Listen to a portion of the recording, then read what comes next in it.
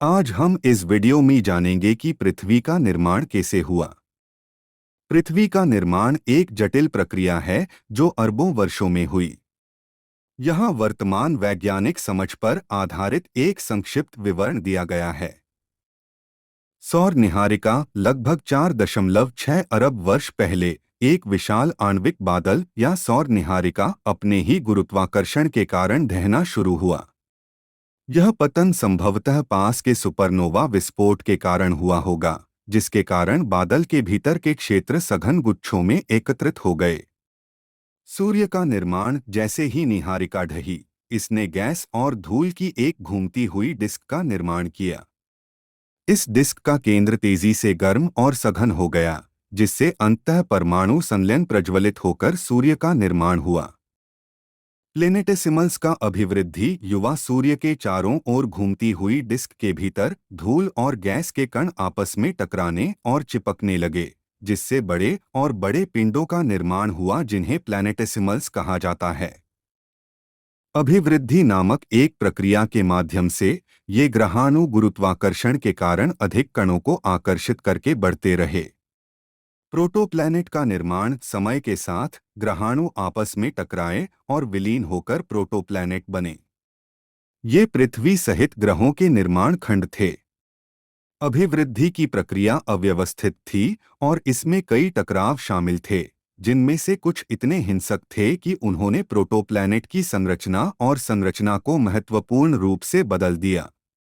विभेदन जैसे जैसे पृथ्वी बढ़ती गई, इन टकरावों से उत्पन्न गर्मी, साथ ही रेडियोधर्मी क्षय और गुरुत्वाकर्षण संपीड़न के कारण ग्रह आंशिक रूप से पिघल गया।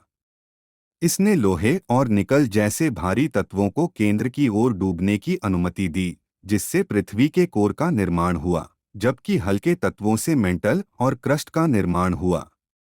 चंद्रमा का निर्माण चंद्रमा के निर्माण के लिए एक प्रमुख परिकल्पना विशाल प्रभाव परिकल्पना है। इस सिद्धांत के अनुसार मंगल ग्रह के आकार का एक पिंड, जिसे अक्सर थिया कहा जाता है, प्रारंभिक पृथ्वी से टकराया था। इस प्रभाव से पृथ्वी के चारों ओर कक्षा में बड़ी मात्रा में मलबा फैल गया, जो अंततः चंद्रमा के रूप में परिवर्तित हो गया। शीतलन और ठोसीकरण, अभिवृद्धि और विभेदन की प्रमुख अवधि के बाद पृथ्वी ठंडी होने लगी। बाहरी परतें जमकर एक ठोस परत बन गईं। ज्वालामुखी गतिविधि ने आंतरिक भाग से गैसें जारी करना जारी रखा, जिससे प्रारंभिक वायुमंडल और महासागरों के निर्माण में योगदान मिला। वायुमंडल और महासागरों का विकास पृथ्वी का प्रारंभिक वायुमंडल संभवतः हाइड्रोजन और हीलियम से बना था, लेकिन ये गैसें अंतरिक्ष में खो गईं।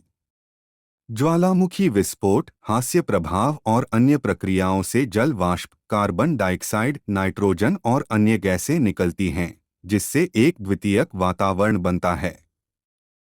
जैसे जैसे ग्रह और अधिक ठंडा हुआ, जलवाष्प संघनित होकर महासागरों का निर्माण करने लगा। निरंतर विकास अगले अरबों वर्षों में पृथ्वी की सतह प्लेट टेक्टोनिक्स, ज्वालामुखीय गतिविधि और क्षरण जैसी प्रक्रियाओं के माध्यम से विकसित होती रही। इन प्रक्रियाओं ने महाद्वीपों और महासागरीय घाटियों को आकार दिया है, जिससे आज हम जिस गतिशील ग्रह को जानते हैं, वह अस्तित्व में आया है। यह सारांश पृथ्वी के निर्माण के लिए व्यापक रूप से स्वीकृत वैज्ञानिक सिद्धांत का अवलोकन प्रदान करता है, जिसे निहारिका परिकल्पना के रूप में जाना जाता है।